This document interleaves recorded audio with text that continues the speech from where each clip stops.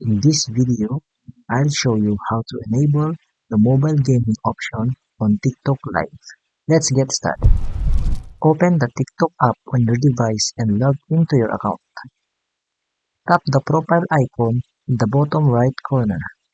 If you have at least 1,000 followers, you should see the Go Live button. Under that, you'll find the mobile gaming option. If you don't see the option, even though you meet the follower requirement, here's what you can do. Tap the three-line menu in the top right corner of your profile. Go to Settings and Privacy, then scroll down to the Support section. Tap Report a Problem, choose Account and Profile, then Profile Page. Select Other, then tap Need More Help.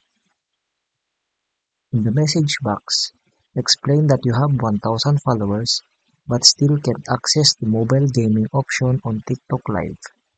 TikTok support will review your issue and provide a customized solution. That's it. I hope this helped. Don't forget to like the video and subscribe to the channel for more tips.